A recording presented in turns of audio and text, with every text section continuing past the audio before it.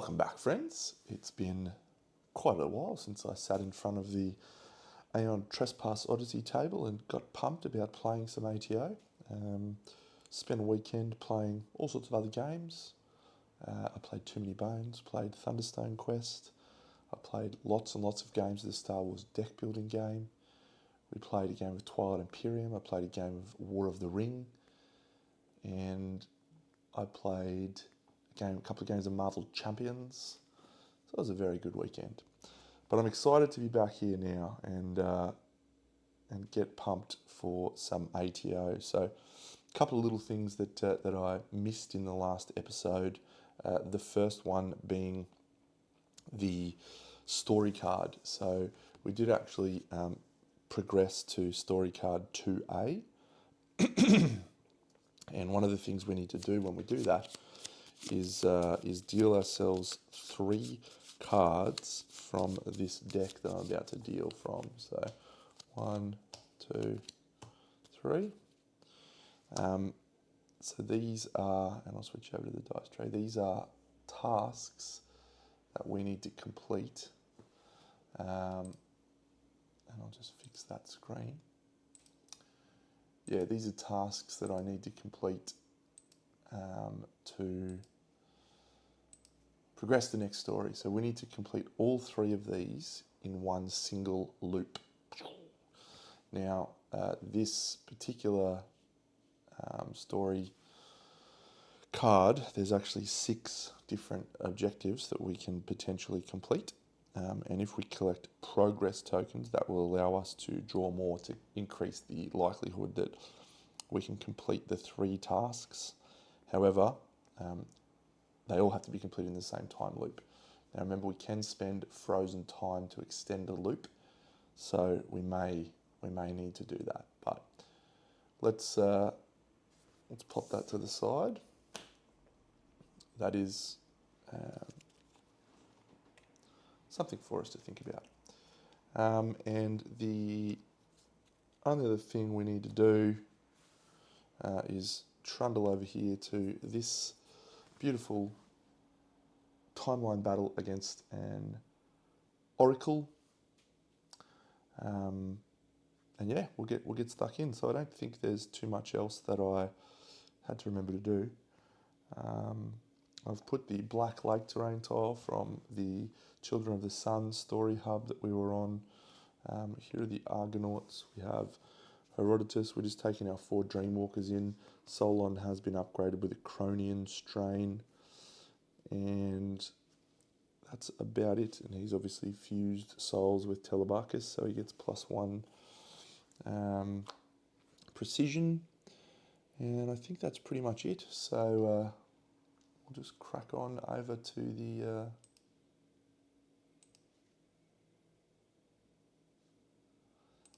just making sure I've got everything right. And we've got the loop end, so we're going to teleport all the way back to the last thingamajig, which is good. We do have Icebreaker or Trespass Protocol, so we'll be able to travel into the past. Anyway, let's get cracking. So we'll just trundle over here to the Primordials page. So I'll just shuffle these.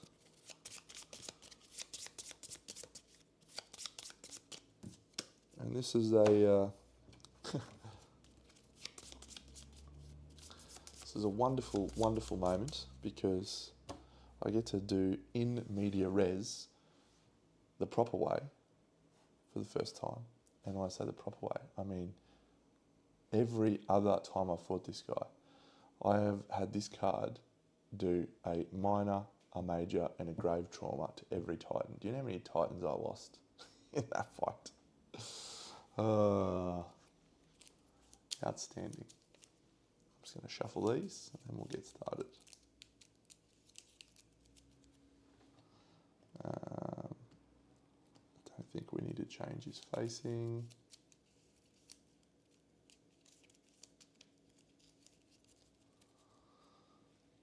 I think that is it. It's been a little while, friends, since I played this game. Well, I mean 4 days, right? But this game, it feels like you've really got to get on top of things. Alrighty, let's crack on. So, I will just nip over here. The level 2 has a couple of rules changes. The first being voracious parasite. So anytime it moves on the board, if it moves over one of these grand time anchors, it'll eat it. No. And it is removed, which will mean you can't ever return from time clocked and you are dead, erased from existence. And once upon a time, if it does eat a time anchor, or if it does gain a wound, it'll add to a track. So all of the primordials from basically the cycle 2 onwards, as they get to level 2, they start having additional ally cards being drawn when you damage them. So it's pretty, yeah, it's just a difficulty scaling thing, I think. If you remember that. That's it. It's got all the other previous ones. So it does have extinguish possibilities, which means we go to the top of each one of these and have a look. That is a minor trauma. It stays on top. It's a paradox. This is a minor trauma or major trauma for fate. And this is break the wheel. Oh my God. We're going to get to Awaken at the start of it. And you are dead. All right. Oh, hang on, is break the wheel positive? Oh, we lose it. Oh, that sucks. That would have been so awesome. Oh my God. Oh well.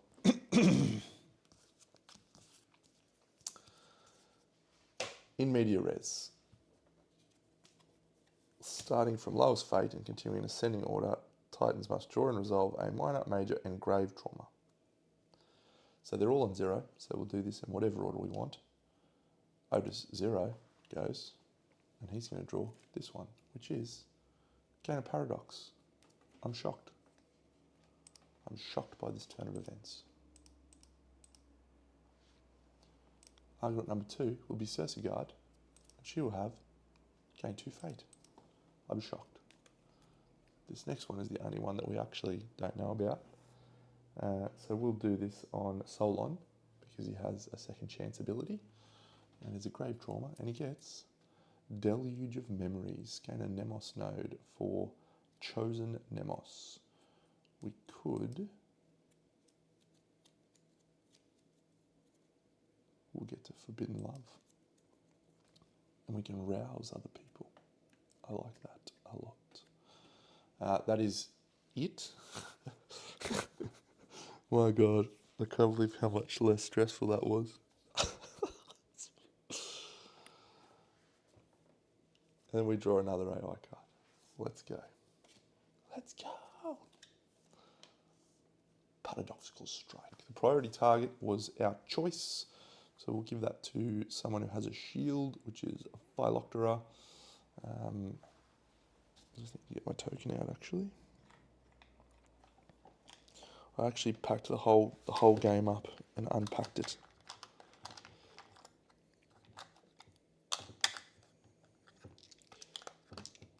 So I could play games all weekend. Phyloctera is our priority target, and so this is move and attack. It's not a move lateral, so it's just going to be straight down there.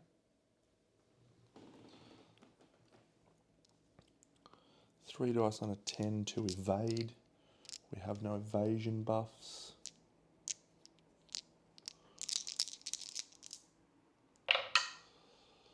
We have a single reroll.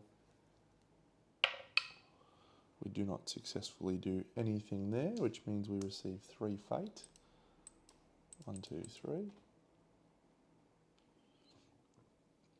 And 6 danger. However, we have Siren Cataphract armor, which means that 6 danger is reduced to 3. And we have to discard a gear card. We'll discard our Hourglass Necklace. Gone for the fight.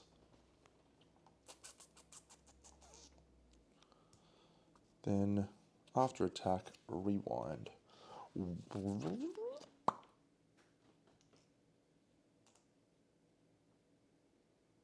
Okay. So that is the end of the primordial round. We don't have any other end of primordial rounds. We've done that. It's not doing...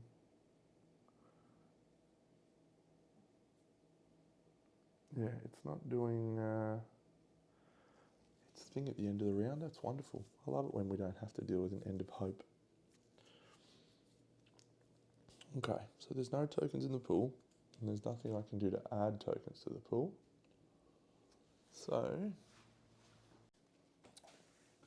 alright, so the best target to attack with is either the Horizon's Edge or the Abyssal Watchers. The Horizon's Edge, we can just have a blind spot, no blind spot, so the Horizon's Edge can go 1, 2, 3, 4, 5, which will allow us to attack from the rear, which doesn't provide us any benefit, but it's still a good spot. She's +3 to hit. Alternatively, Solon can get into the rear. He doesn't have 4 danger, so it doesn't really matter. Phyloctera, she's not going to be able to get into range unless we can knock back. The Sphere Cast is our most likely wound, so we want to do that last or second. Alright, Horizon's Edge. So Ulyssia will move. She's going to move 1, 2, 3, 4, 5. No, she just put her there. It doesn't actually matter for her. Rear doesn't provide a bonus. So she's going to roll the Horizon's Edge. It's 2 dice on a 2, +2 to hit, and the +1 precision from the repurposed Cryptex. May have forgotten a front lines roll here or there. That's a 6, which will be a hit because he is hit on an 8+. We will spend Fate to re-roll our other one. 9, 2 hits. Kicking us off strong. Rewind.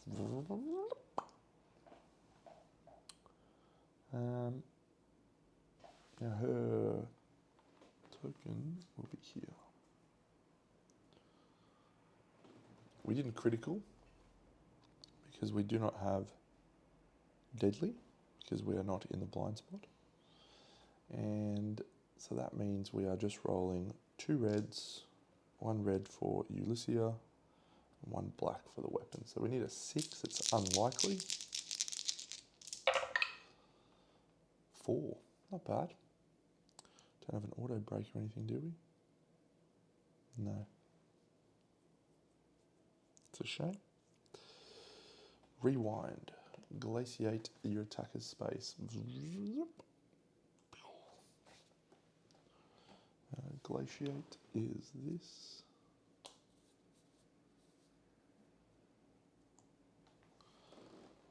And that is good. So, no wound on that, but we do get to put 2 opening tokens and a break token in the pool. And 2 openings, then we have reposition 2. 1, 2. Oh, we also get reposition 2 from the Exile's Garb. 1, 2. Inspire, no. No. Rouse 1.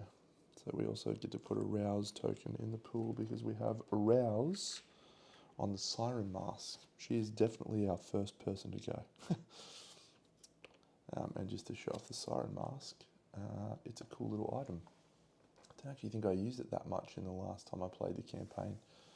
But yeah, you get to have spirals, so you can re-roll your hit rolls if you want to gain some fate or lose some fate. Rouse. It's not a weapon, so those keywords are just applied when you attack with your other weapon, which is nice. We do gain an Ambrosia token, but yeah, I like it. Okay, so Next person to go.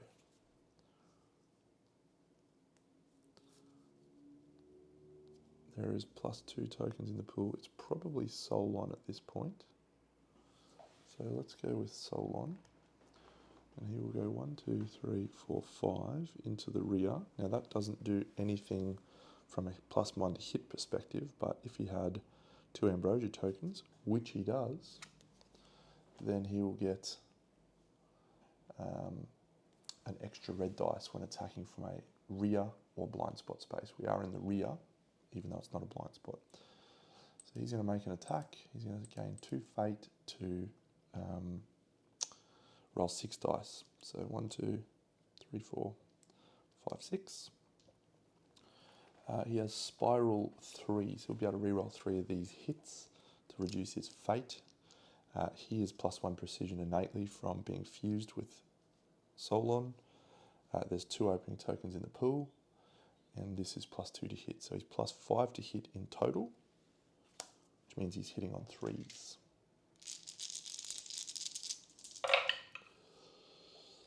It's 4 hits. I won't worry about spiraling yet because we don't need to. Our fate's not really a problem. So 4 hits. We will be hitting this one, the Fleshy Robe. Wound is time clocked. Oh, this dude can arrive from time clock. We are rolling for that. 1, 2, 3 hits is 4 red. 1 from the dude himself. 1 from hitting in a rear space. Now we are roused here as well. 1, 2, 3, 4. From the rouse token in the pool, which means we're actually effectively effectively rage 2. 1, 2, 3, 4, 5, 6. Good start, good work, little Solon. Wound means he's time clocked.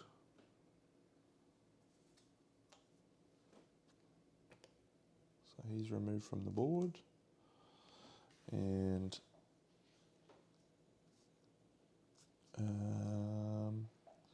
reposition doesn't apply. Opening, he hit with 4 times, so he'll go 4 opening tokens. He'll get a 5th opening token because he has opening and power reroll on his 2nd level, and then we'll put a black token in the pool because if he has Cronian Strain, and then the Abyssal Watchers, that is all they bring. So we lose the Rouse token. That's done. We'll go to here and escalate. Stop. Escalate and listen. Ice's breath with a brand new invention. Ice, ice, baby. Bum, bum, bum, bum, bum, bum, bum.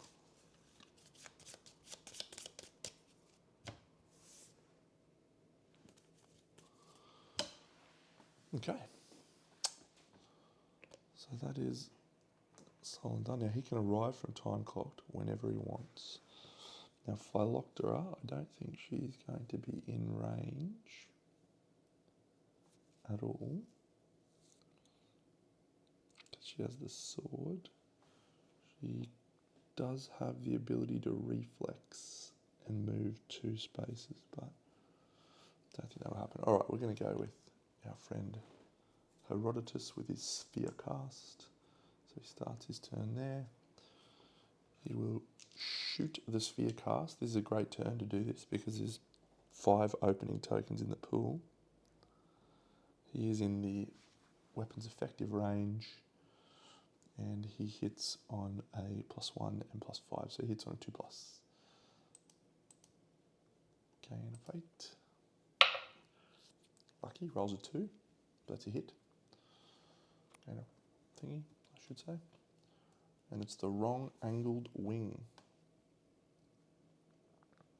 Yeah, this has worked perfectly. Deno, you're doing magnificent jobs. It's 5 red as well. There is a black token in the pool.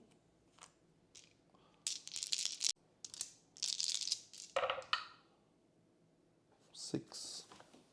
Shut the gate. Don't need to use the black token. That goes away. It's got ranged, it's got fire 3, so we set the guy on fire, 1, 2, 3.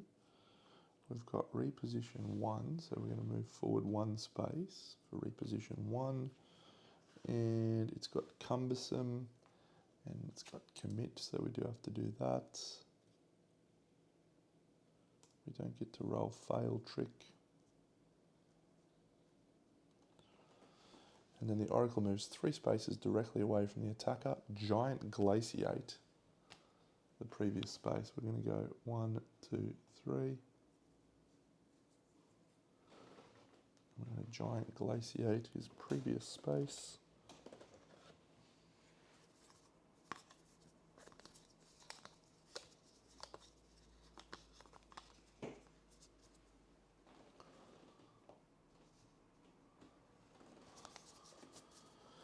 And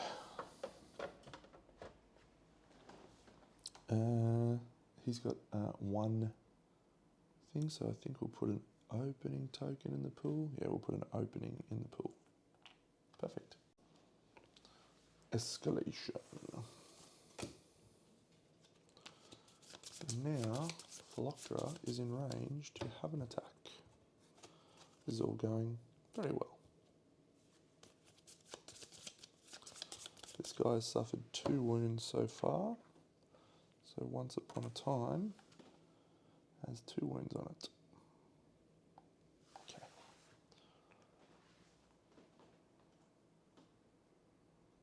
Might go there actually.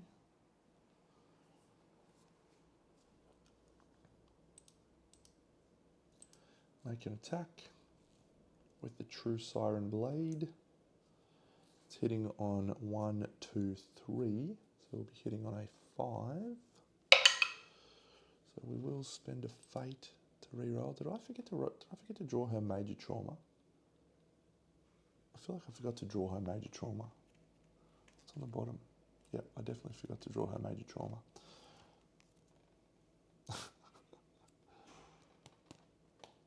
Because I forgot to draw her major trauma, she'd missed out on a bonus attack. That is extremely unfortunate. I'm going to do absolutely nothing to correct that because that's my fuck up. But that's really annoying. That would have been awesome. She wouldn't have been rewound. She would have got an extra rage. Disappointing. She rerolls. She misses. She deserves that. She deserves to have missed that. That would have been her bonus attack. She would have missed anyway. Clear the pool. Lose a fire.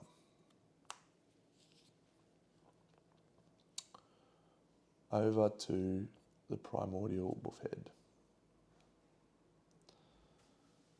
Everyone's done. End of the Titan round. 1, 2, 3. This goes away. Everything is consumed by the rampant time front. Moving across the board with alacrity.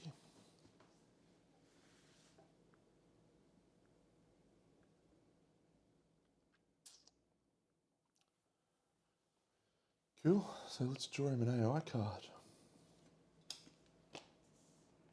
Ordain. Lowest fate in front. No one is in front. Lowest fate in sight. So Otis has 1 from committing with the sphere cast. Actually, he didn't move, so he unexhausted it after moving. Telebarcus, Penelope. So it's either Penelope or Philoctera. And I think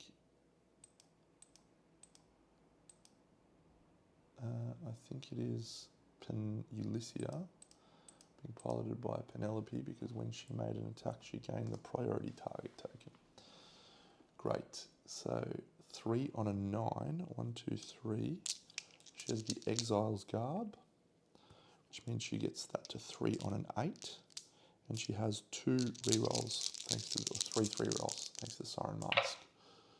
So that's 1, and we'll reroll these 2. That's 2 8s. That'd be a full of aid, thanks. So we move straight to the after effect attacks, and we are time clocked. So she is removed from the board. Do we have to teleport Titan and attack? So she's moved from the board over here, teleported in front of him. Now I did have to do extinguish possibilities at the start of the primordial round, so Gash stays on top. Marked for Death stays on top. Fate Worse Than Death stays on top. I'm okay with a Fate Worse Than Death, rather that than a Disemboweled. That is a really, really good turn. So, it's back over to us, start of the Titan round. So Solon has the ability to arrive from time clocked thanks to Timekeeper's Child. He is equally likely to Ulyssia to do some hits, because he also has +1 precision. So let's do Solon. So he's got Timekeeper's Child, he's going to tap that to arrive. Doesn't cost him a fade or anything. And he just goes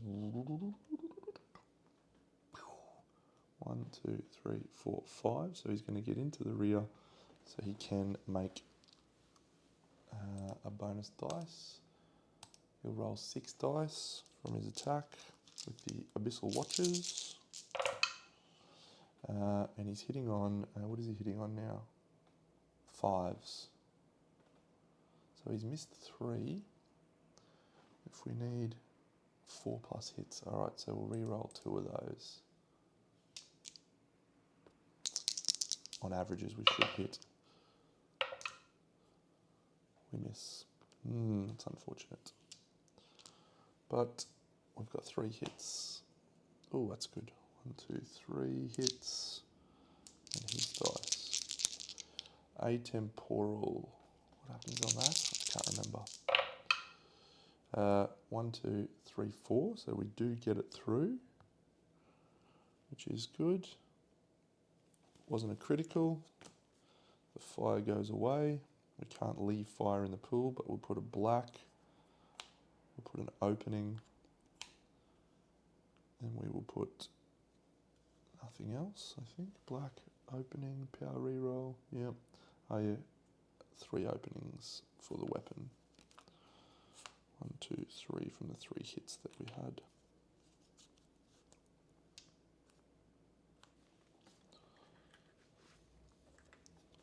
So 4 openings in the pool and a black token. I've just got to check Atemporal again, because apparently 3 days is enough time for me to forget. I immediately resolve a trauma draw. Great. Well, we know what the major trauma is. It is getting this card in the priority target token, which he actually had anyway.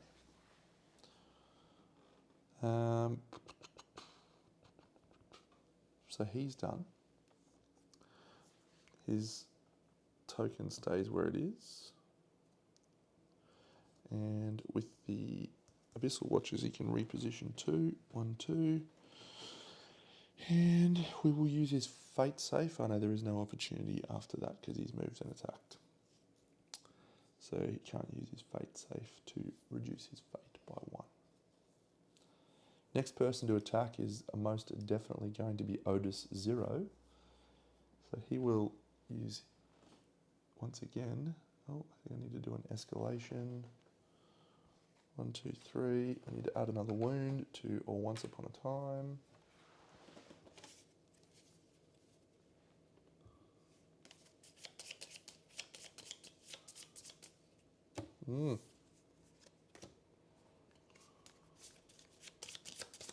The next wound's going to trigger a AI card, so let's get it going. Let's make it happen. Sphere Cast, rolling to hit. Not going to move at this point, so he's currently here. Starting his turn, he's within 4. Sphere Cast rolls a 7, that's a hit. The Temporal Sash. And if he's wounded, he's rewound. Great. 5. So he did have to spend a fate to commit and a rage for attacking. He's a 4. He gets a 4. He will put fire 3. 1, 2, 3. He will put an opening and a break. And he will rewind back to where he is and glaciate the previous attacker's space. That's a shame. So glaciate is going to destroy his thing, I think. Let me check. Glaciate. When instructed to glaciate something, instructed was on before you resolved it.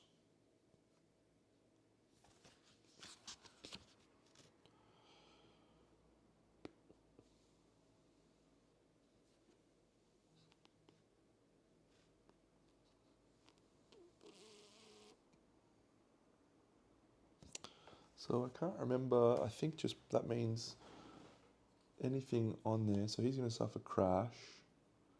He doesn't have tumble. There is no window, so we're just going to, unfortunately, lose his thing. Hopefully he doesn't get time clocked. Good. And he's knocked down.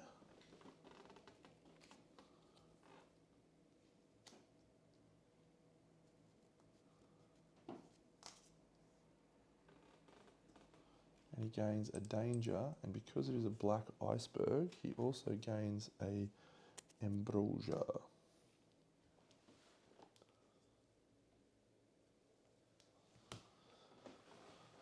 And that was all for that. So now we move over here. We spend 1 token for that. And we do our escalate, I think.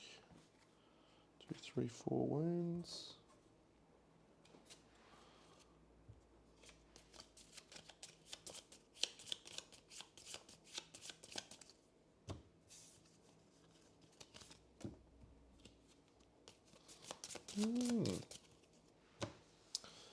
And because of the once upon a time, when there are 4 or more tokens, discard all tokens and then draw an AI card. Boom. Ominous portent. Oh no, move the time frame space forward. Okay, lowest fate in front. No one again. Lowest fate in sight. So that is now going to be Penelope for sure, except she is not on the board. So it is going to be after attack he's time clocked again. What an absolute spud. Do I have a way to... I don't have a way. I don't have a way to put down my time anchor. I better check the time anchor rule. It's a bit of a weird one. I'm not sure if it is supposed to destroy the time anchor. I can't find anywhere in the rules for time anchors or for placing terrain tiles on tokens. It doesn't talk about it. It talks about placing it on other terrain. It talks about placing it on a Titan and a Primordial. It doesn't talk about placing it on a time anchor. And then the time anchors rule doesn't talk anything at all. So what I'm going to assume is that's not the end of our brave warrior. He can't be placed on that, so he'll suffer crash. Yeah, we'll place him adjacent or something.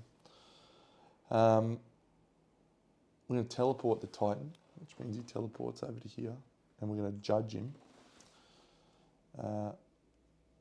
We're then going to move the time front 1 space forward, 1.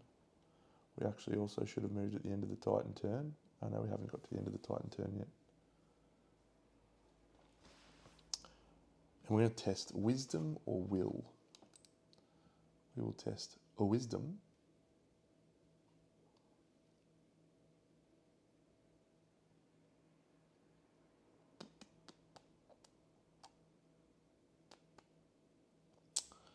which means we're 3 on an 8. 1, 2, 3 on an 8. None. Each hit deals 2 fate and 3 danger, so that takes him to 8 fate. And be 9 danger, but he blocks 3 of it. So 1, 2, 3, 4, 5, 6. And we now are drawing a grave trauma. So what we can hopefully do now is chain break this attack, and then we don't have to worry about all of that other stuff. Grave trauma. Oh, no, it's not. It's just fate worse than death. Yeah. He's got a fate worse than death. He gains the priority target token. He's then time clocked. Which means he's removed from the board.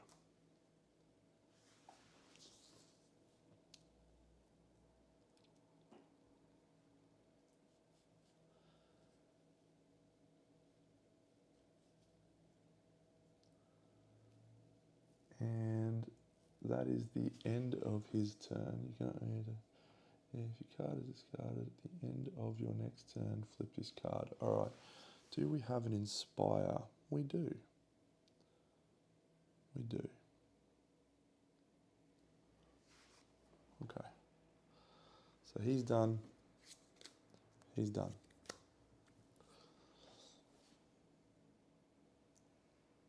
We can... Who's our most likely person to do damage at the moment? The True Siren Blade is not. It is gaining its extra break. 1 token. The Horizon's Edge is more likely to do a wound though, so we will move over here. We will spend a reverse time flow ability from our pool to bring Ulysses back from time clocked. So her token stays where it is. She'll move 1, 2, 3, 4, 5 to there. She will... no, she can't re-establish her time anchor. At this point, she doesn't have that ability.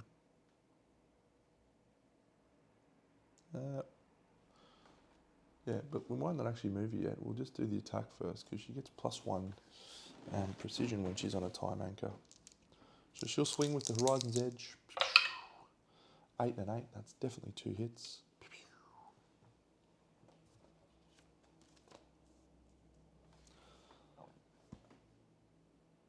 Yeah, it's again the same thing.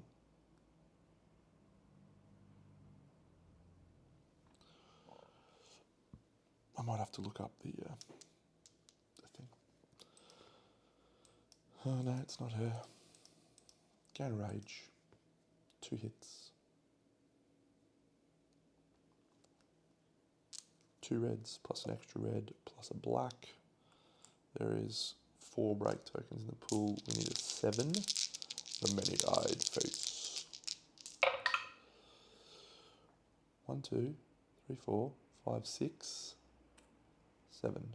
It's enough. Just. Gain a fate. Glaciate the previous attacker space. So she's just about to suffer. She does have Tumble though, so she can avoid this. She does not avoid it, which means she is knocked down. However, we can Inspire Herodotus. I'm going to do that even though he's not on the board. Inspire is knocked down off. Sure. What's time clock say?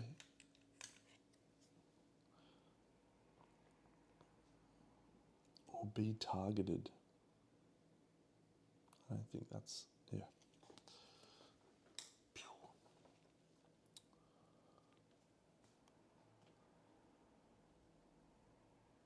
Great, so we did a wound.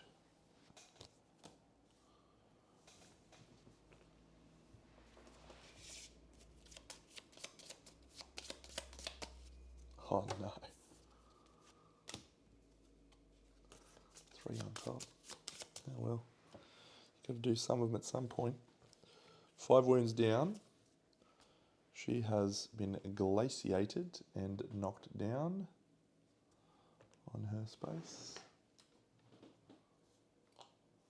Once again, I am not sure.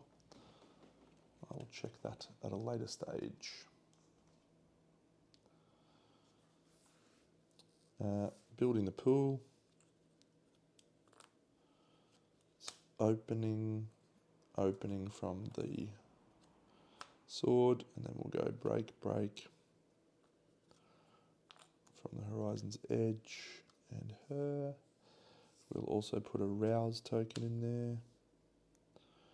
And maybe we should have vaulted. Doesn't matter. Actually, we reveal the card.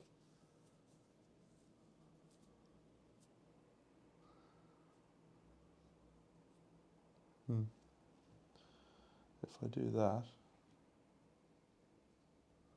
we avoid the knockdown, I think. Let's do that.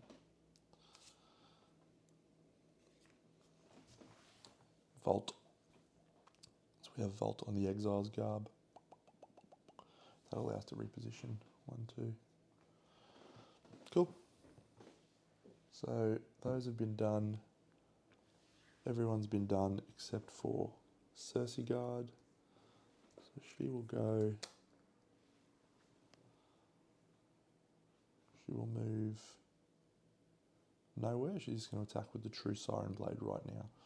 So she's plus 1, 2, 3, 4 to hit. She establishes her time anchor right here. I'm about to get some time anchors swallowed. That's not ideal. 5 is a hit. So we reveal this 3. Yucky. Oh, atemporal. She's going to have to draw a thing. Rage. Do we want a spiral? Let's lose one of those anyway, using the Fate Safe. Spiral, we're hitting on a 1, 2, 3, 4. Hitting on a 4. 7? No, I think we'll go for it. So there is 2 automatic breaks in the pool. We won't do that until after. And we have 1, 2, 3, 4 attacks.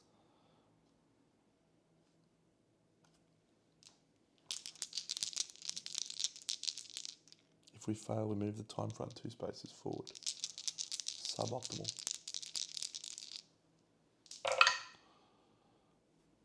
One, 2, 3, 4, 5, 6, 7, 8. That's lucky. It's not a critical.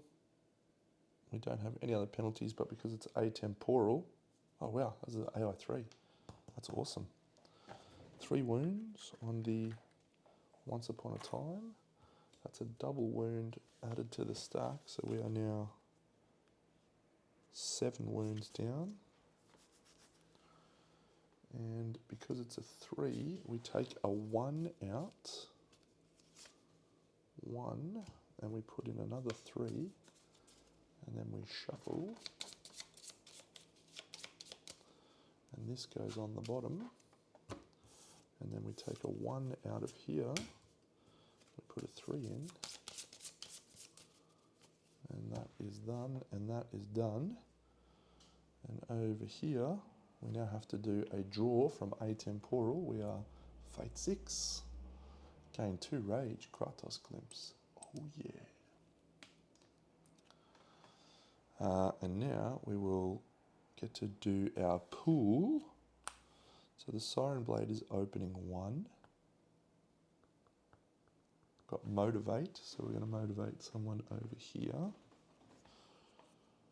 And she is effectively Rage 5 thanks to the Rouse token. So it'll be 2 breaks, 2 openings, and an opening from the sword. Now we'll go 2 openings and 3 breaks. And she's got repositioned 3 thanks to the sword. 1, 2, 3. And then she'll do her move because she hasn't done her move yet. 1, 2, 3, 4, 5.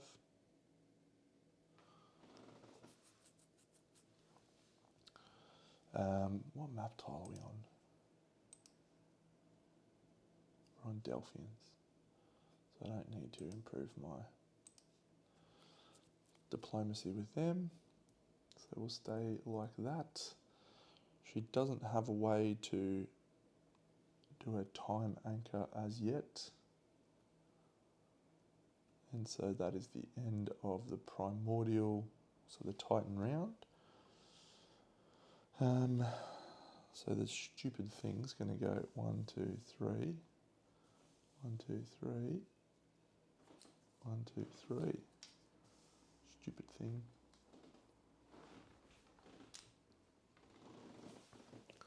And we're over to the primordial's turn.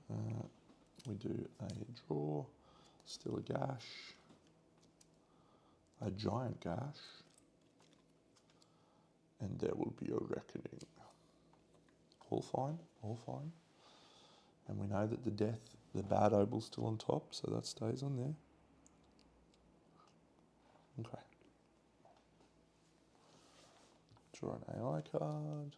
It is Ominous Portent. Move the time frame 1 space forward. No! Both of those guys are on the map though, so that's okay. Teleport Titan and Judge. Lowest fate in sight. Penelope. It has to be Penelope. Oh no, she's going to get erased from existence.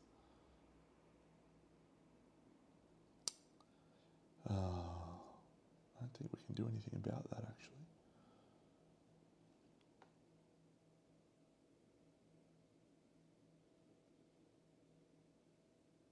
I think she just dies here.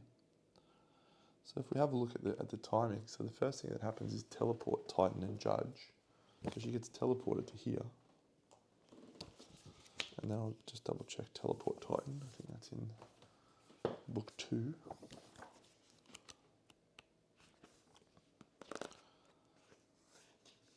No, it's in book 3. Good.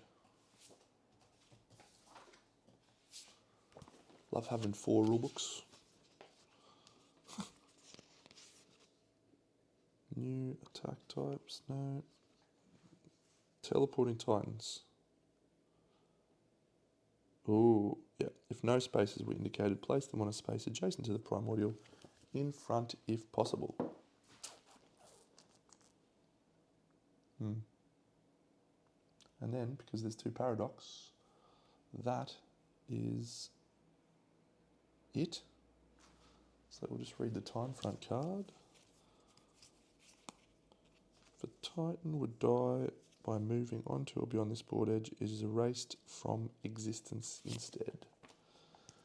Now, I believe erased from existence is not any different from dead. Yeah. So that will stop all other after effects. It's annoying. But that's okay. So it's going to swallow up everyone's time anchors. There and there.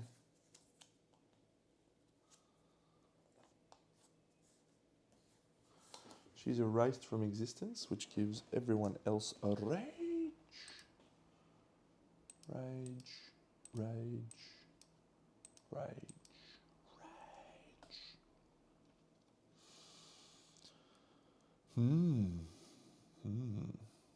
That's the end of his turn, so it's back over to us now. So she's gone. He can be time clock brought back in because he's got the hourglass necklace.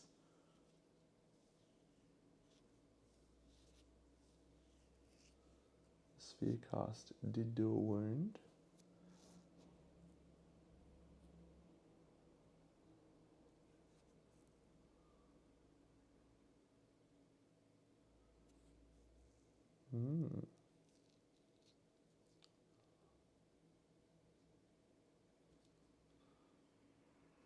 Wonder if he's got level 3 online on that ability. He does. About to die from a trauma draw, I will draw instant death. You may perform a bonus attack. You still die afterwards. Maybe he's our right play here with the sphere cast. Alright. Oh no, because he's just going to be knocked down. I don't think there's any way we can avoid that. Again, I'm not sure what the right intent here is with the time anchors. If you can't be placed on there, are you placed adjacent? In the previous fight against an Ikarian Harpy, I had a time anchor underneath it, and obviously I can't be placed there. So, yes.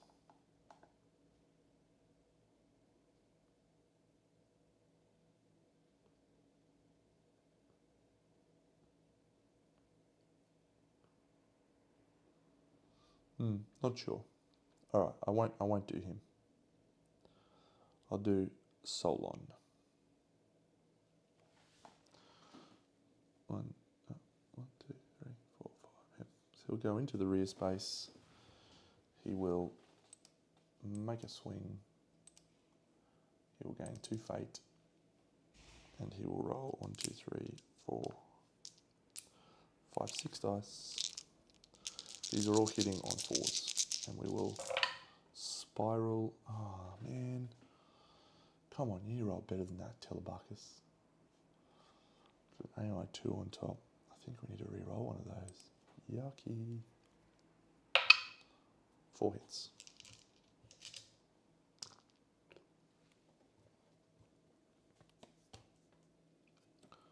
Wound, he's going to be time clocked. At the start of his turn, he re-established his anchor anyway.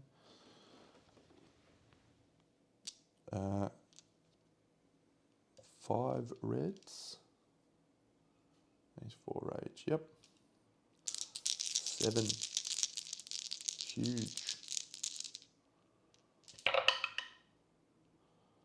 1, 2, 3, 4, 5, 6, 7. We got there. That's awesome. So we got 4 hits. So we put 4 tokens in the pool from that. He's time clocked, so he's removed from the board. I'm just going to trigger another eye for an eye. And we're going to hope that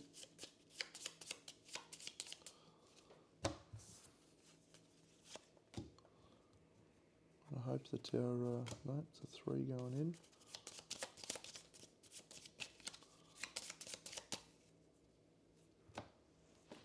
Ooh. And then we'll leave a break in the pool. We'll put a black in the pool. We'll leave a break in the pool, and we'll put another break in the pool from that. Good, good, good. All right, well, it's eye for an eye time.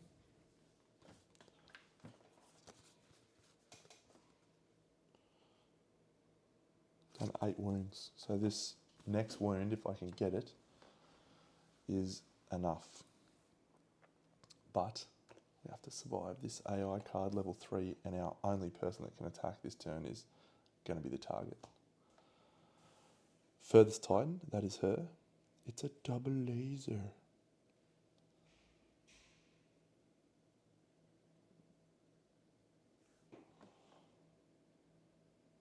Oh, that's awesome. I think we're going to be okay here.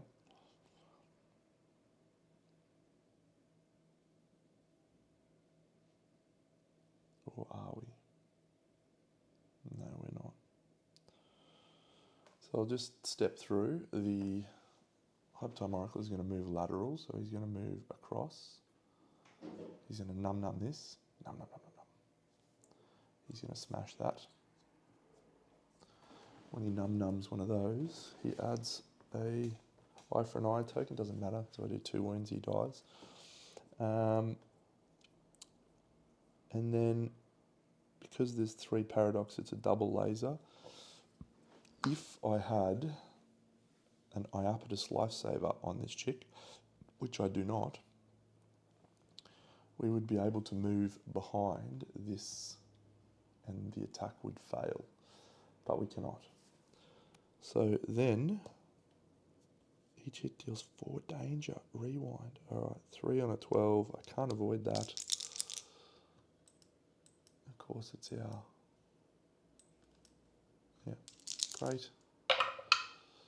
We fail, we got 1 reroll. Crit evade. Lose a fate. No, I don't lose a fate because I don't have enough. Anything else for crit evade? No.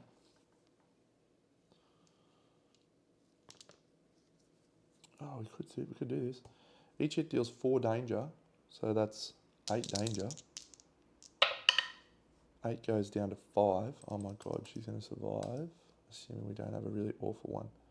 And then she's, oh no, she's rewound and she dies because she has no time anchor on the board. Because the time anchor just got chewed up. Oh man, that's punishing. That is punishing. We do have to draw a grave trauma. What did I draw? Did I do that already? No, I did not. So she may not get rewound if the grave trauma is a bonus attack or something. Add that you died horribly. See, now I know that.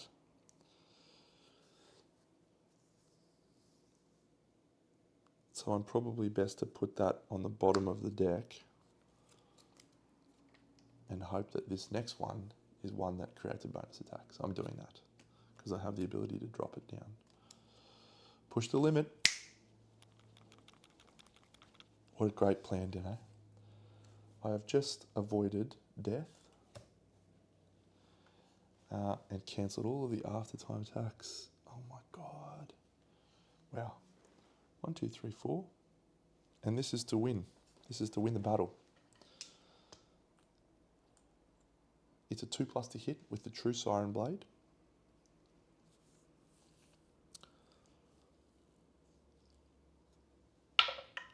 She rolls a 6. There's an AI 3 on top. Ripen Realities. It's a temporal, which won't matter.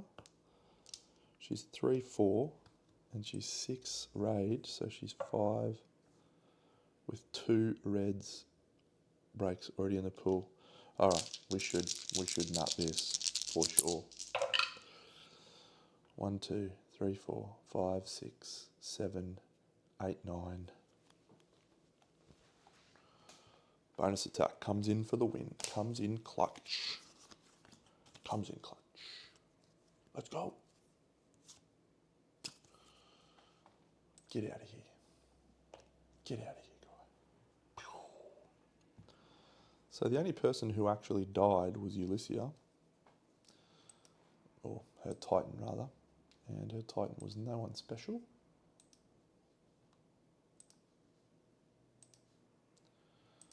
We will reset all Triskelions. That fight feels a lot more interesting when you don't just straight lose a bajillion guys at the start.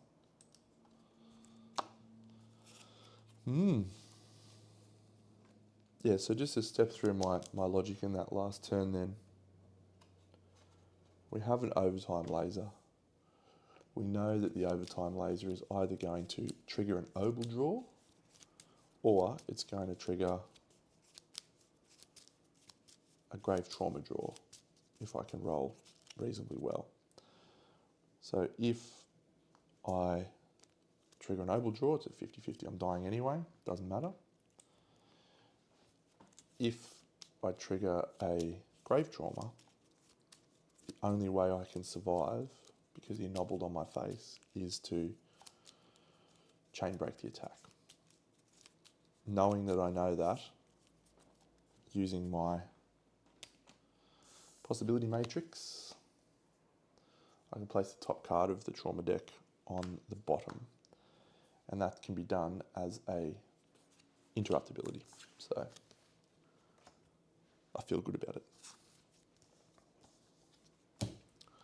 Let's get some resources. Level 2 guy.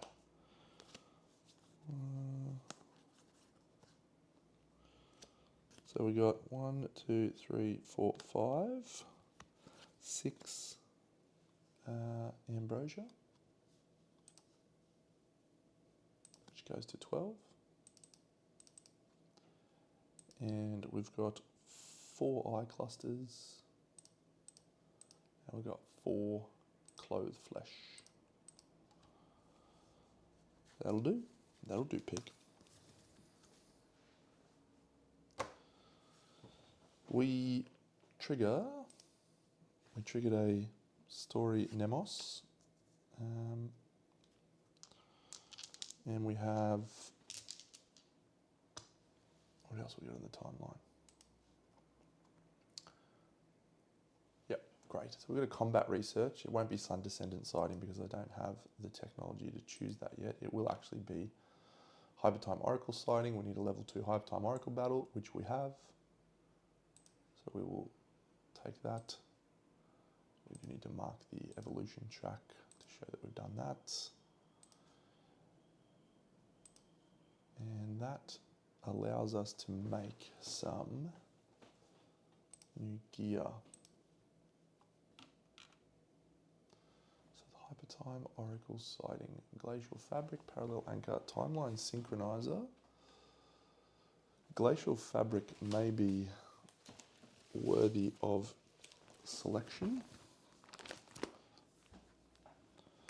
Oh, I do want to buy a Believer Vestment. Can I buy the Believer Vestment yet? What do I need? Oh, 6 more Hyperborean Alloy. What do I need for that? Yeah, I need a lot of Hyperborean alloys. Alright, we'll hopefully get some of that. Cool. Let us move on. Okay. I'll just quickly read that Forbidden Love. See if that does anything for me. Was it Forbidden Love?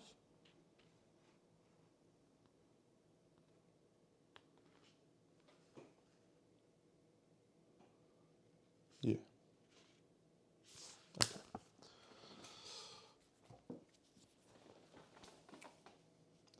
So we're going to gain an unavoidable doom from the loop end effect. That is going to teleport us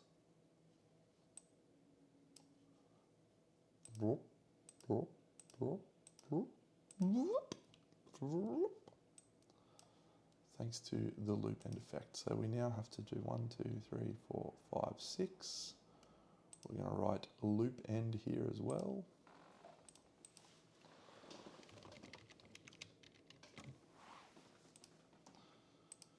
And we have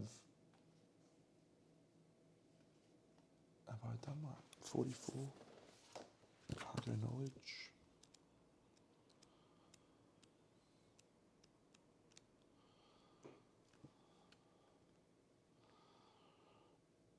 I'm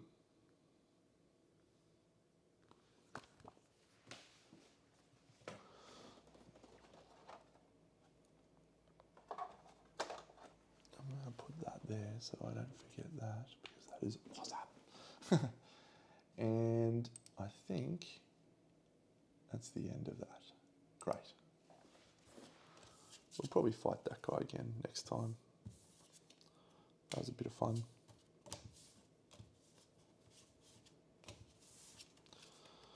I feel like we're tracking okay at this moment in time. I'm a little bit concerned about our Doom cards, because we're about to switch over to Doom 2, but can't do much about it.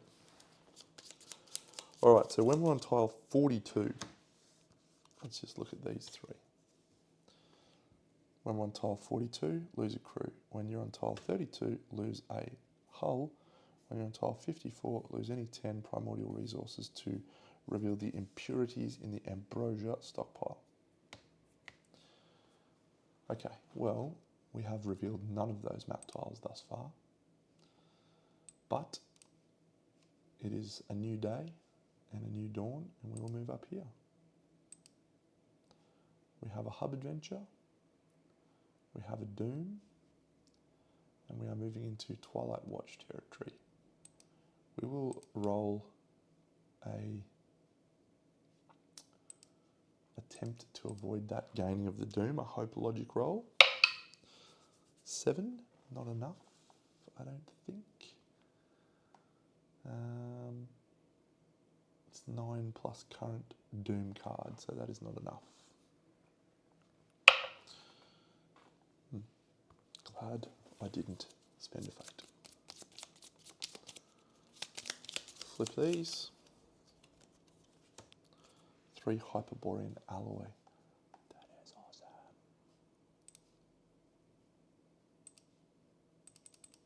And Delphian fleet. We are allied. We gain. Is that a summon charge?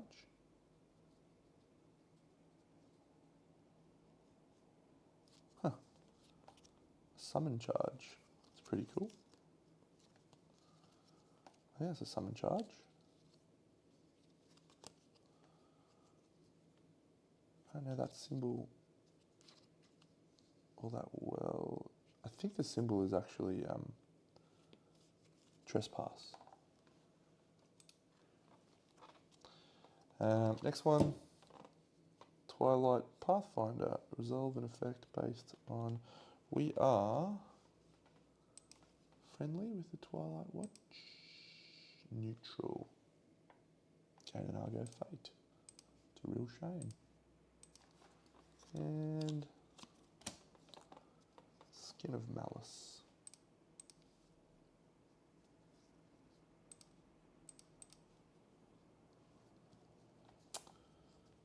All right.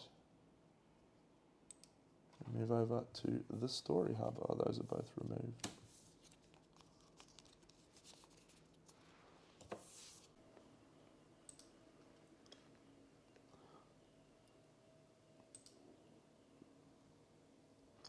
It's story mode time. We are on story 2, and a 5 is What We Left Behind.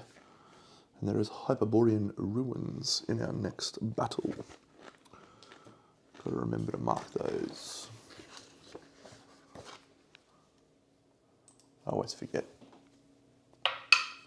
A 9. I think that might be the din.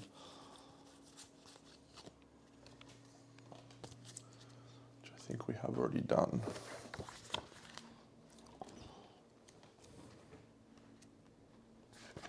That is, so we'll try again. 2, Gilded Cage, which is a curse.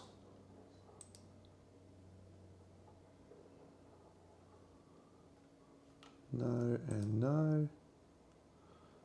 No and no. Ooh, Forbidden Love. Ooh, the Returned, CM006, cool. I'll just quickly read that now so I don't forget, see if there's anything cool that happens.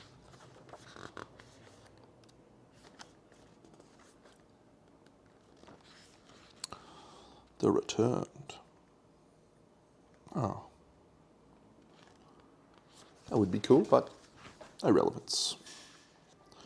Gilded Cage.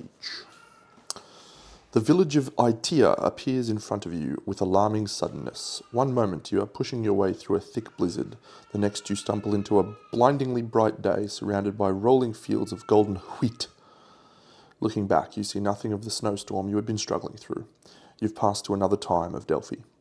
As you make your way into town, the people of Itea bow their heads to you, but none seem perplexed by your presence. It's almost as if the past 20 years, all the hardships since the eschaton never happened. Kaya, strangers, a sharp-eyed man nods. Please, come sit with me. The wine today is quite excellent. Mind you, it is always so. A lucky thing. I suppose if you have to be stuck with the same wine day in and day out for all time, it might as well be a good Lucretian vintage. What do you mean? One of you asks, puzzled. Look over there. In moments, Kratos will jump out that window, having been found in bed with Ocresia by her husband. The grain silos will be found to be infested with weevils, and the Ocresia family will die in a fire started because Photios didn't do a good enough job of building up the chimney of their home. How do you know all this, you ask, perplexed? because it has happened all before. He throws his hands upwards. Every time we go to sleep, the next day, the same things happen to us. Tassos has the good wine. Krastos runs through the agora with his figs out, the grain, the fire. Everything repeats, again and again. A terrible clamour echoes through the agora as a man leaps from the window you're all gazing at. He bounds through the crowds, not a shred of clothing upon him, while a red-faced guard yells after him. What can we do, you asked? Are you the only one who can see this? There are a few of us, but most remain clueless. If we tell them, they just forget by the next sunrise. But you're the first different thing I've seen in 20 years. You must know how to break the cycle. Whether or not they are aware of it, the people of Aitea are prisoners. They may struggle to survive the world that has followed the eschaton, but they'll be better off facing reality than being hidden from it. We will absolutely agree to help break the loop that has held the town in its grasp. Twilight Watch, diplomacy +1. Let's go, Twilight Watch. And Sun Airs -1. Oh no.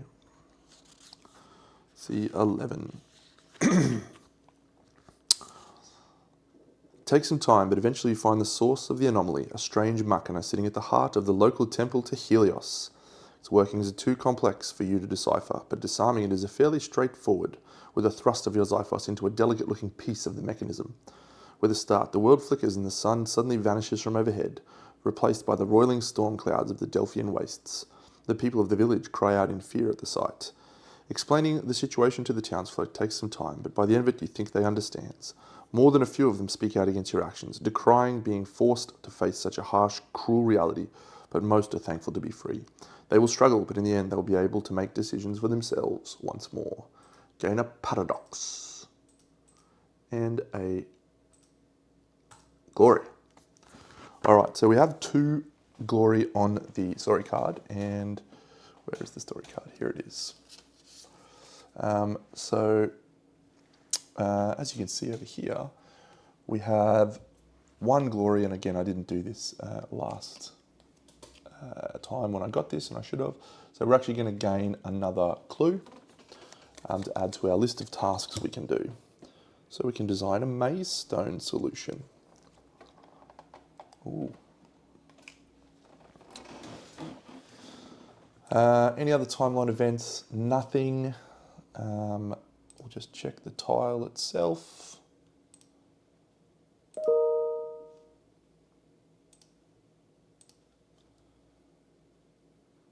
Nothing at all. So, we are able to teleport into the past.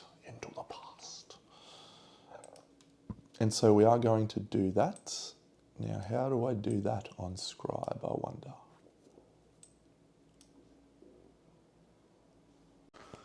Okay, I figured it out. So we don't go to the time wound. We just go to tile 57 by clicking on map 2, and there we are.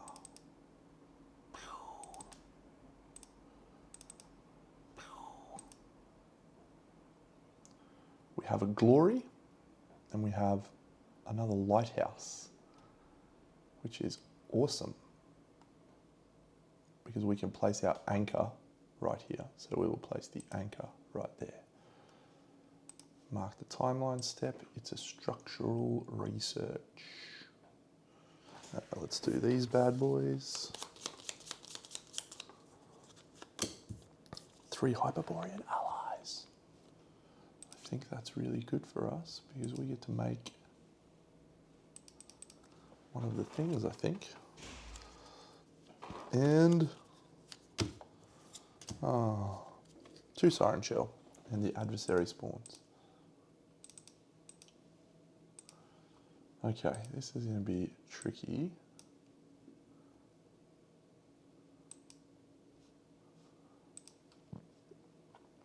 So 1, 2, 3. Yep. So we're going to place the adversary here. We're going to go to map 2. We're going to place the Argo here. There we go. All right. So that's look, you can click there. Cool. I'll tell you what, Scribe guy, you're a jet. You're an absolute jet.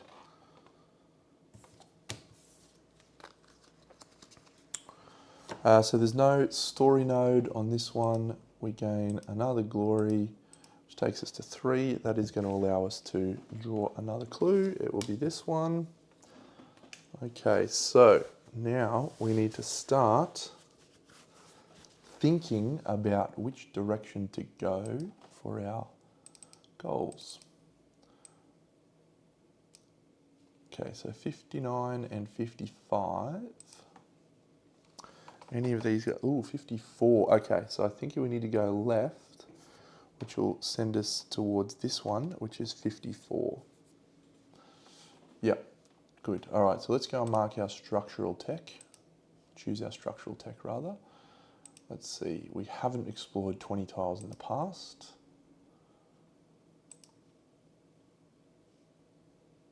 We can gain diplomacy with a faction. Time wounds. Cool. Stasis theory. Cool. Quantum propylon.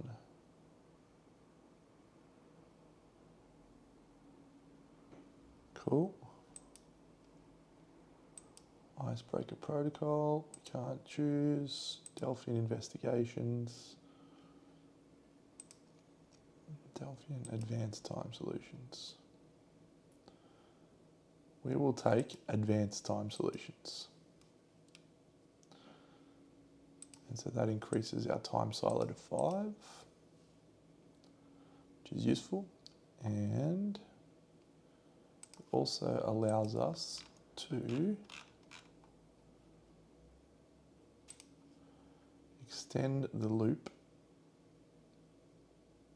Lose a frozen time.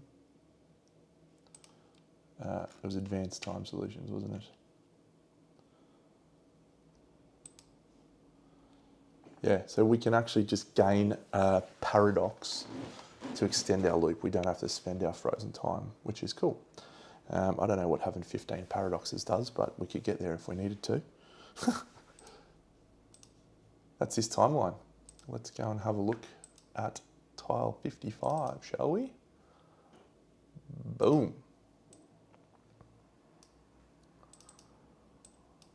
Okay, so we have frozen time, very nice. We have another hub adventure, very nice. We have a combat research. Let's do this. Helions, uh-oh, we gain a doom. We'll spend a fate to try and avoid gaining a doom. I do not want to gain a doom. Sam I am. It's a 1. I think we'll try and re-roll that because we're going to have a battle soon. Is that a risk? Yeah. It's a 9. Ooh, good decisions. Not really, but... 2 Siren Shell resources. And we gain 1 fate as a group. You can have a fate. 2 Siren Shell resources. 1, 2. Oh, I've got to remember to make my thing. Nubian traders. You may exchange. Oh, we might. I'm going to leave this out because we might do that in a little bit when we look at our gear. Gain a Titan.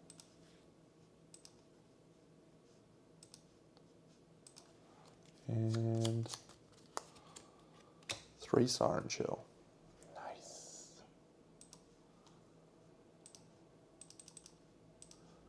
And this little guy moves.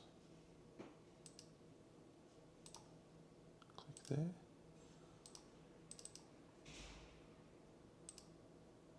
No. Ah, maybe you can only do it if the Argo is on the tile. Nice. He moves 1.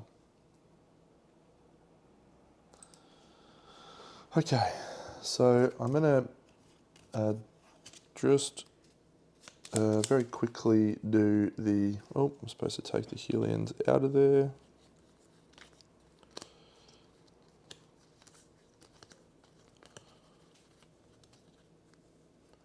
I did that already, cool. I've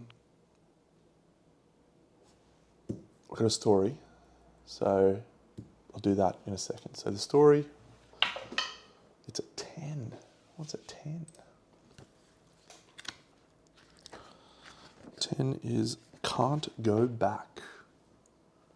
Can't go back. Cancel the eschaton. Gods. Ooh. Oh no, spewed by the abyss. No.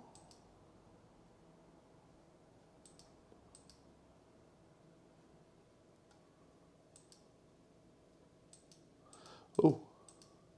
Gods. Nice.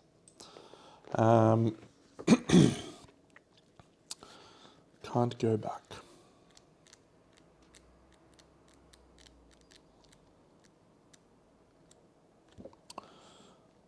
Cancel the eschaton.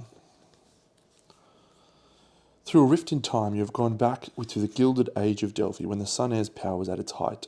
The marble statues of beautiful Helios rise at every corner, reminding you that you are under the protection of an Olympian, and constantly watched. You came here because of one woman's childhood memory. While you were crossing the frigid wastes of the Twilight era, she told you that when she was young and the sun shone brightly on her polis of Ilios, it was the home of a boastful and callous man by the name of Phaeton, Helios' son.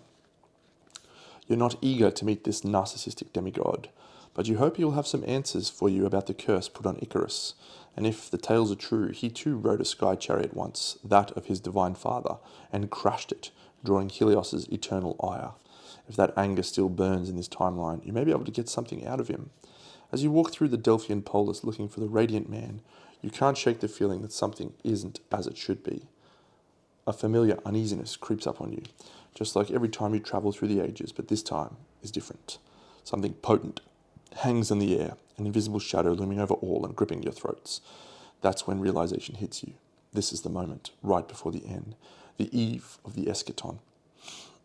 Is this the chance you've been looking for, to change things, to prevent the catastrophe from happening, to save countless lives? If there is even a chance to try and stop the eschaton, you must take it. Twilight Watch, Diplomacy +1. I'm doing this just for that reason. We are friendly. See, 001. The sky above the temple complex is clear and bright, and nothing heralds the impending doom. A tight knot set in your hearts, a firm determination. You will change the fate of the world and prevent the eschaton here and now. You, just the four of you, mortals so far from Olympus. Your minds race and the jumbled thoughts make you doubt yourself. Fear and then despair set in. You are so small and helpless to stop it. People will die and you will experience it firsthand if you don't evacuate to your own time. Each Argonaut tests courage or wisdom. You may add +1 and +2 fate to add up to 2. Okay. Oh. So we need 3 successes. Alright, so it is courage or wisdom. So he's courage 0, he's wisdom 1. So we'll gain 2 fate to roll a 9 plus, 7 plus, 9 plus, 8 plus, 6 plus, 6 plus. That's a 4. He'll re-roll. Come on, mate, come on. It's a 10. Taking it. The next guy. She has the same, so she'll go 2, 6 plus. It's another 10. Good, that's 2 successes. She has 2 courage. So this one's a 5. Come on, Telemachus. Telemachus. Alright, I don't really want any more successes. Well, actually it doesn't really matter. Sure, have 4 successes. Gain a glory. Boom. See, 003. You've managed to overcome the rising dread and the burden of responsibility. Now, onto the Sisyphean task of saving Hellas. You came here looking for Phaeton, counting on his feud with Helios to not be resolved. Now you find yourself rooting for the son and father to have been reconciled, for if they are close, Phaeton can possibly reach out and warn Olympus. You rush through the crowds of oblivious Delphians, going about their day as if nothing was happening, as if nothing was at stake. As you look at the bartering merchants and the laughing children running around playing hide and seek, you can't help but feel a tinge of resentment. You despise these people for that carefree happiness they exhibit. You so yearn for this. Deep in thought, you bump into a young couple. Upon noticing your weapons and serious expressions, they apologize profusely and quickly walk away, but the sight of them stirs something inside of you. You remember soft hands in your hair, sweet nothings whispered in your ear, warm breath on your face, and feeling of someone else close in affection. The least likely Argonaut gained the time-crossed lovers card. That will be Herodotus. Yeah, that's a good one to get too. Yes, re-establish a time anchor. Ah, at the end of your turn. One of Agriphar's scouts approaches you with rumours about the whereabouts of Phaeton, but he warns, I do not believe he is of sound mind. We need to be cautious. You are running out of time. The impending doom, though invisible, rushes towards you like a Moire verdict. The local sun hares, who know all and control all, could help you find the demigod, but their aid comes at a price, both in resources and submission. We can look for Phaeton on our own, but it's going to gain us a doom. Or we can ask the priests. Yeah, I don't want to ask the priests. We're going to look for Phaeton on our own. It's diplomacy +1 with the Twilight Watch. We gain 1 with the Sun Airs. We can't. But we gain a doom. I'm not prepared to risk the roll, so we're just going to gain a doom. Oh, it's actually Delphians we lose the diplomacy with. Boo. But we're still allied. You can't ever lose that, so... Card. C006. For hours you comb the polis until you find Phaeton's whereabouts. A strange building of marble and bronze, part gymnasium, part dry dock, part foundry. It reminds you of the strange metal building you saw on your first visit to Knossos all those years ago. Or have you just heard it from someone? Memory is a funny thing. Inside the building you find a workshop left in a state of hurried disorder and what looks like a trireme berth, now empty with the roof removed. He flew away, the scion of Olympus, that is. Said he had something to prove. Troubled that one was. I wish him the best. He flew? How? This is Icarus's workshop before he left to fulfill his father's last wish. Ah, those boys and their fathers. Such a shame. You have missed Phaeton by a few hours. All of this was for naught. The world seems to come crashing down upon you. Here was your best shot at warning the gods, at preventing the eschaton. Your head spins as you realise you have failed. If only you were faster. There is nothing for you to do here, and no time to help the denizens of the city. Night falls, and you need to return to the present before this place is destroyed. Place 1 on Inwards Odyssey. C009. The old priest joins you on the bridge Tholos. It is nothing. He dismisses when he notices you staring. Sometimes it is not easy to follow your own advice, though I have my misgivings about undoing the eschaton. Today I rooted for you, because then maybe I could see my son again. He sighs. That was not the design of the Moire this day, and perhaps that is for the best. After all, without the calamity we would never have found the Argo, or awakened you, my friends. I suppose there is some good in the eschaton, from a certain point of view. You may all lose 1 fate. 1 fate, 1 fate, 1 fate. Done. Return to the voyage, friends. So now we will do a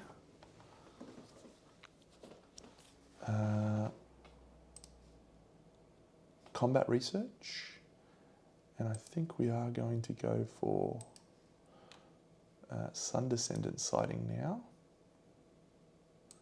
or do we go for, what does this need, and what does this need? Don't think we can make any of those. What does this let us do? Black ice armor. What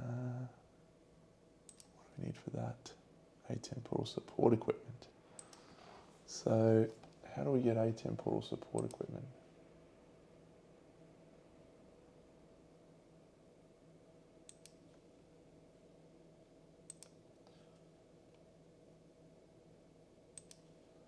What does that need? Cargo line transforming weapons.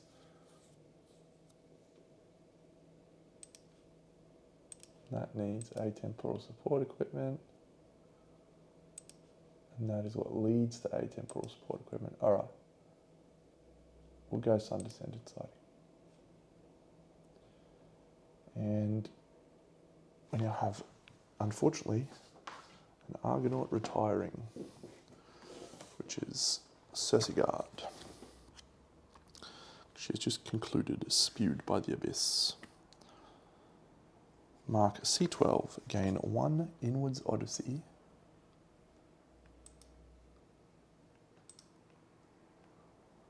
C12.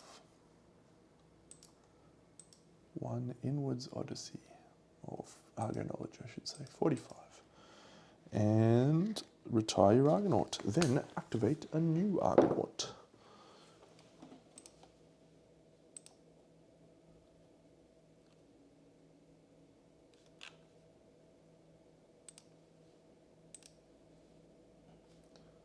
Alright. Alrighty, I spent some of my resources to make a Sun Guard, which looks like this. It means we no longer need to bring the 3 fate cost Iapetus Lifesaver in. We can instead use an advanced reflex for the cost of 1 fate with this Sun Guard. Also has a counter for bleeding tokens, which is tremendous. And yeah, gives us some other little nifty benefits if we are fighting off against the Sun Descendant. Yeah, so that's good.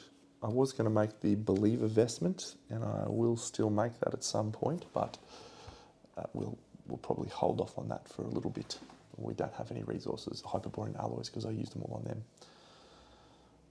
Cool, cool, cool. So we will not do any trading, Nubian trading.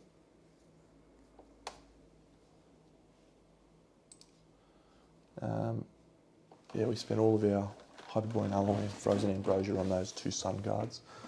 I don't think we're going to change any weapons just yet. So we're on to the next day, and if we have a look at the map, we're moving down to number 54. And 54 is one of the ones we need to go to. Bang. It's a doom. No. There's a city. Last visited city. Alright, so just check our city negotiation if we have any. We can gain an Argo Fate to lose a Paradox. It's probably worthwhile actually. Let's do our explorations. 3 Siren Shell. I want Siren Shell. Maybe I can do some trading.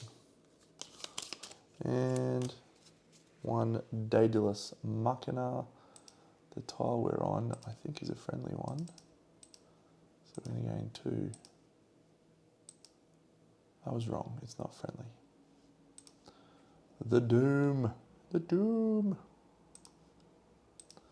I can't afford to risk it. We will spend a Fatal as a Paradox for a little burden. He's going to move 1, 2. And we only gain 1 Daedalus Machina. That's a shame. Alright, when you are on tile 54, during the story step, lose any 10 primordial resources to reveal the impurities of the Ambrosia stockpile. The Skin of Malice. Done. Now, the only question is, how much longer do we have to go on this loop?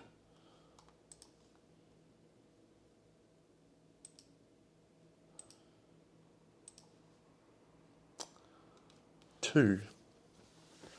So I feel like this is not going to happen this loop.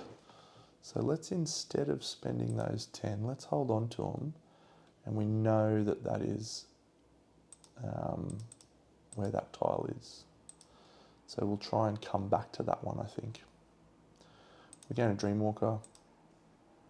I'm not going to bother about reusing my Dreamwalk ability. We've got 1,000 of them. So we will just move on to the timeline. We're going to go to 29. Okay, so we can move to 53. It's the only location we can go from here. So we'll do that. We'll go down to 53. We've found another hub adventure. Mark the timeline.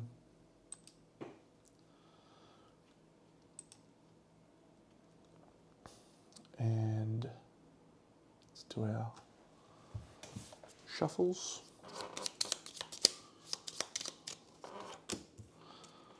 Oh, are we on a friendly tile? No, still Sun is. One Daedalus Machina. 3 Hyperborean Ally and Loser Titan. Boo. 1, 2, 3. One Daedalus Machina. Loser Titan. Oh. Oh well. It's 11 dead. And move our friend, the little burden that could.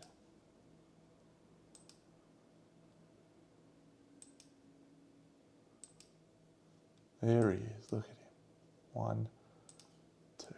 The little burden that could. Story time. I think we're going to have another lighthouse right next to us, which is exciting, because that means we'll start a new loop right there.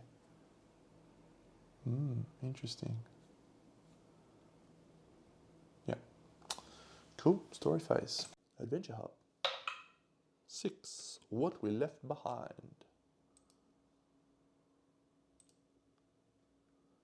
Ooh, getting close. A 4. I'm guessing that will be flashback. Let's see if I'm right.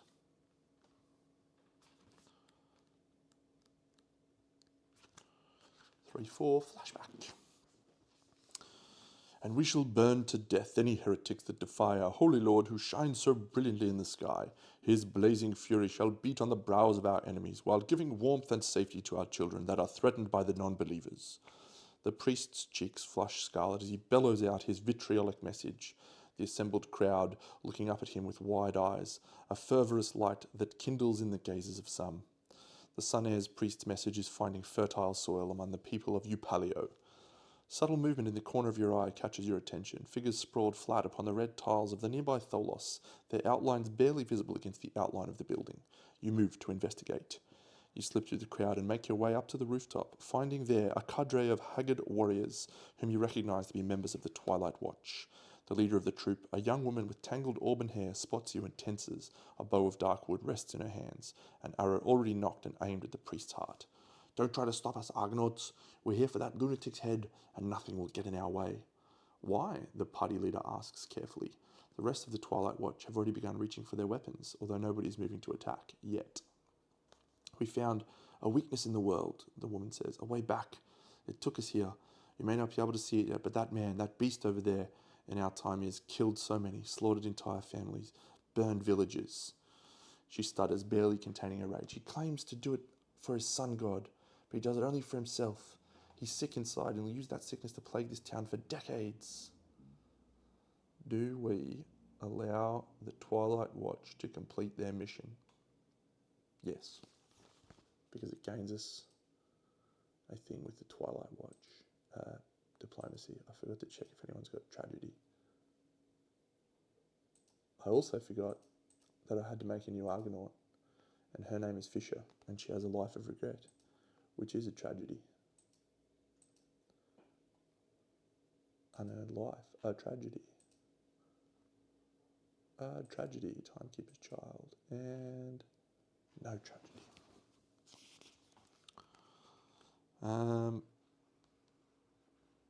14. This will get us a doom for sure. Oh, gain 2 Argo fate. You step aside, averting your gaze. The young woman spares you a grateful nod, then moves back into position, once more taking aim at the zealot. She tenses, going utterly still for a long moment before loosing her arrow, the deadly shaft plunging straight towards its target. The priest ranting is cut abruptly short as he falls with a gurgle, growing screams of fear rising around him. It's done, she weeps. Finally, it's over. Thank you, Argonauts. Acolytes gather around the stricken priest, and there is a growing air of tense anger radiating from them. You're not so sure it's truly over. Gain 2 Argo Fate. 7? 7? That's not good. If R2 is marked, it's not good. See, 17. In the days following the priest's death, troubling reports reach your ears. The villages surrounding Upalio have been burned to the ground by a band of Sun-Air acolytes seeking vengeance for their fallen mentor. Is this kind of bloodshed not what the Twilight Watch meant to avert? In the wake of his brutal crusade, a small band of fur-clad warriors approaches the Argo, the young woman at their forefront. She looks contrite, unable to meet your gaze. I thought we were doing the right thing, that we would change the past and save lives, but nothing has changed. Please, at least let us try to make amends by helping you. It's a vastly different experience, this story, this cycle so far. The last cycle, we felt like all we were doing was struggling on the very edge of crew and hull. And this one, we just got crew and hull to burn. What's scaring me is the doom. All right, friends, we have reached 7 Doom, and we must read the story of Doom. Vicious cycle. Blood pounds in your veins as you scale the mountain slopes, ice and snow, making your journey a challenging one. You glance upward to see the silhouette of an ancient structure, a ring of columns encircling the edifice that squats upon a flat plateau far above the land. It's the highest point for some leagues around, ideal for observing the skies. Behind you, the Argo sits at anchor underneath a towering hoarfrost cliff, the bleeding edge of a glacier that spills black-veined whelps of ice into the open seas. The structure is becoming clearer now, its looming shape growing larger with each step you take. Tall columns encircle it, taller even than your titans. Only a race of giants could have raised such an edifice, the same colossi that once dominated these lands, the Hyperboreans. You feel your pulse begin to race as more and more details of the immense building come into view. A sculpture of an enormous bird of prey, some kind of fearsome eagle, raises its head into the heavens, eyes fixed on the stars. Its wings spread out on either side of it, curving around the structure for at least 100 paces on either side. Each feather has been individually detailed, and with that plumage gleams hundreds of glimmering lenses, orbs that catch and twist in dazzling patterns, bending it, focusing it. Behind the immense statue, the sun is rising, its rays caught in the eye-like orbs as the feathers and narrowed into brilliant, blinding beams. As you approach the Hyperborean structure, the pristine snow around you shifts, dark shapes emerging beneath deep drifts. Before your hands have even found the hilts of your weapons, you are surrounded, several brave attackers even levelling long spears at the guts of your titans. Oddly, the ambushers do not attack immediately. Instead, one of their number emerges from the ranks, a woman of imposing proportions. Her frame is broad, her muscles bulging, eyes a dull green colour. Look to you slowly, look to you coldly. I am Kefessa of the Twilight Watch, she declares before raising a hand to stall your response. We already know who you are, Argonauts. State your business here. We seek to undo the curse of Delphi and perhaps the eschaton itself, so we seek knowledge. She snorts. You will find no knowledge here, only madness and fanaticism. Come, see what insanity has consumed the remnants of the past. She gestures for you to follow her up to the slope until finally you reach a low ridge close to the edge of the ring of columns. From there, you can see down into an immense courtyard before the sculpture of an eagle. A crowd is gathered there, forming a ring around a massive bronze sphere, panes of glass set within its sides. Beams of light from the lenses set in the eagle's feathers shine on it, and the sphere shimmers from the sheer fury of the heat. Cylinders emerge from its base and plunge down beneath the stone of the courtyard. Water pipes, you surmise. Perhaps this was some kind of steam engine, a machina designed to power others with the sun's warmth. A cadre of figures emerges from the crowd, bearing the distinctive robes of Sun-Air priests. Lord Helios Apollonus, bless us all, one of them barks. Woe to those who profane his name and those who defy the fate he has determined for mortals. The great giant who built this altar dared to soar to the sun's domain, and so they were cast down. The Typhon picked their bones clean, and the sun now bleaches them. At these last 2 words, the crowd begins cheering, a bloodthirsty chant. You feel the chills, you see how easily the priest has stirred them up. Thy Typhon is gone, and our god has departed, but there are still blasphemers and non-believers among us, and it falls to us to administer the holy judgment. The crowd is risen into a frenzy, many of them baying for blood. Even so, you catch sight of the few doubtful expressions in the mob, people reluctant to be there, Not all who have come to witness this spectacle by choice. They have more captives, innocent people, my people. The gods always demand blood. Rarely are your minds not troubled by doubt. This is one of those moments. You grab your weapons and look to each other with single, unified gaze, a nod of agreement. Each Argonaut tests courage or fury. And we can add fate to add 3. I'm not going to add any fate. I'm just going to test courage or fury, and we're just going to roll a 8+. That's a 4. If you fail, gain 2 danger.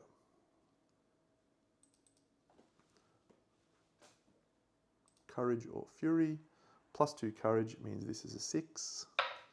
That's a 6. He's a success. Courage or fury, this is a 7 for Penelope. We'll spend 2 fate to make it a 5. That's a 9. She's a success. Courage or fury, she's 1. We'll spend 2 fate. That's a 9, so 3 successes. The battle is moderately successful. See 53. You manage to close most of the distance before the Sun Airs begin to realize what is happening. They are too slow to react, too disorganized, and you are coming off the slope with impetus and furor. Clashing metal and pain cries fill the air as you press deeper and deeper into the crowd, fending off wild-eyed fanatics and driving them further and further backward. At last, you break through the cauldron-like device, forming a protective ring around it to keep any more victims from being hurled into the sun's fury. Your Twilight Watch allies press on them until they reach the prisoners and release them. You feel a swell of confidence at the victory. You have triumphed regardless of the odds, in spite of the many wounds you now carry. Each Argonaut gains 1 danger. The party leader, will make that Odysseus. No, we'll make it Telemachus. Gains the roused condition card.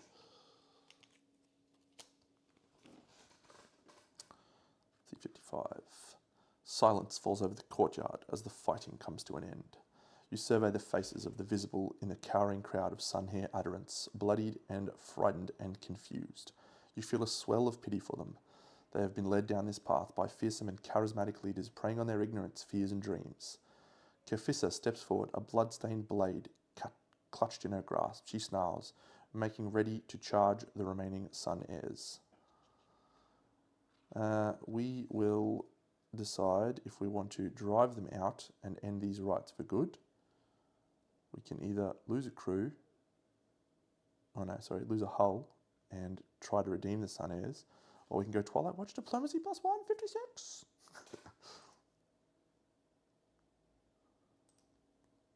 Oh, we're so close. Let's ally with the Twilight Watch.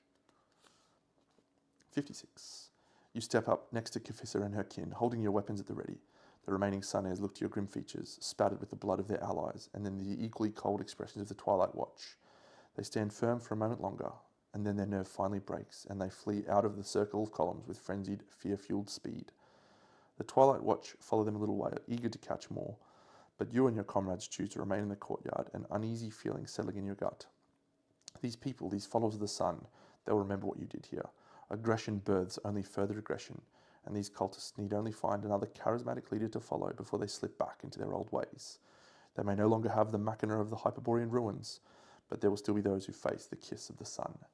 Gain a doom, which will go on the next card.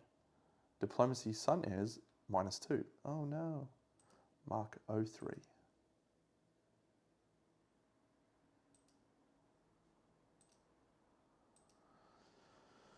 Ooh. See, 58. A low, scraping noise accompanied by a strange, sizzling hiss makes you turn around. A man drags himself on top of the bronze sphere, heedless of the way his skin blisters and splits from the severe heat of the metal. He stands upright, smoke rising from the soles of his bare feet as the flesh blackens and chars. The ornate robes are unmistakable, although his face is a bloodied mess. Blasphemers, the priest seethes. You poison them with false words to rot their souls. I will not allow it. Still, in his absence, the light shines forth from the sun's domain. I have seen his incandescent dead seed blooming. The primordials, like the Typhon before me, will be our salvation from sin. Rupture me, he screams painfully. Rupture me! His burning feet finally give way, and he plummets into the white-hot furnace without a sound. There is silence for a long, numb second. His fanaticism was, then, a sound somewhere between a thunderclap and the ending of the world, and the machina tears itself apart. Fragments of scalding hot bronze fill the air like a hailstorm, peppering you with burning debris.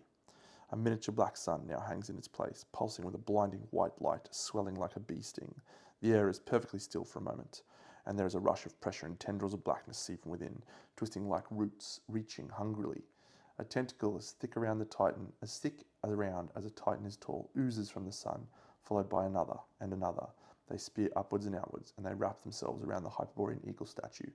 A terrible bulk of massive, undulating body writhes its way through, while, with a terrible cracking sound, the ancient masonry shatters under the immense strain.